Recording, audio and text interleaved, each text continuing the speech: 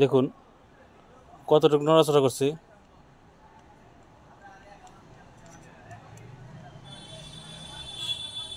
এভাবে অতিরিক্ত নড়াচড়া করলে সমস্যা, এটি খুব সহজে ঠিক করে নেওয়া যায়। দেখুন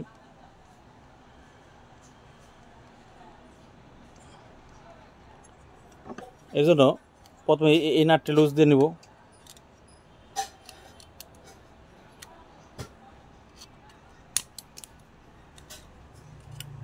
দেখুন এই টেনশন সেটটি খুলে এসেছে, এটি ঠিক আছে।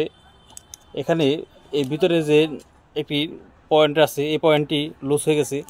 লুজ হয়ে যাওয়ার কারণে এটি নড়াচড়া করছে। এখন এটি খুব কীভাবে ঠিক করবেন দেখুন। এর জন্য এ ধরনের একটি রড নিব। রড নিয়ে এই অংশে এভাবে রাখবো, রেখে ঢুকে দিয়ে এভাবে নিচে একটি রড লোহার জিনিস রাখবো বা যে কোনো একটা জিনিস রেখে এ ধরনের একটি হাতুড়ি লাগবে। হাতুড়ি রেখে এখানে যে গোল চিহ্ন আছে, এই গোল চিহ্নের উপরে বাড়ি দিতে হবে। এভাবে আস্তে আস্তে টুকে নিতে হবে। এটা অতিরিক্ত জোরে বাড়ি দেবেন না, অতিরিক্ত জোরে বাড়ি দিলে এটি নষ্ট হয়ে যাবে, খুলে যাবে। এভাবে হালকা করে চারিদিক দিয়ে গোল করে বাড়ি দিবেন। বাড়ি দিয়ে এরপরে এই টেনশন সেটটি আবার লাগিয়ে নেবেন।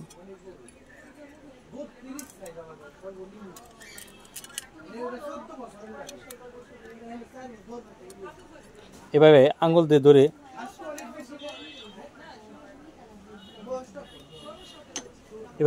ধরে আবার এই নাটটি টাইট দিয়ে নিব।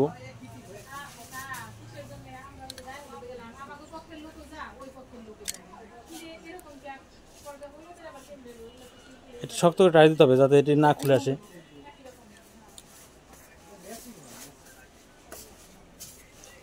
দেখুন এখন ঠিক করার পরে এখন আর নড়াচড়া করবে না।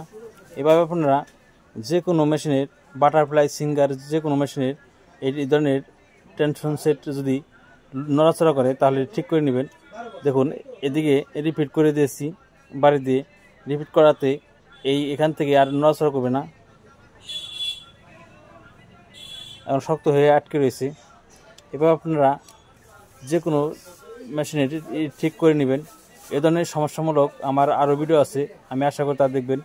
এ ধরনের ভিডিও ভালো লাগলে লাইক, কমেন্ট, শেয়ার করবেন এবং নিত্য নতুন ভিডিও হওয়ার জন্য সাবস্ক্রাইব করে রাখবেন।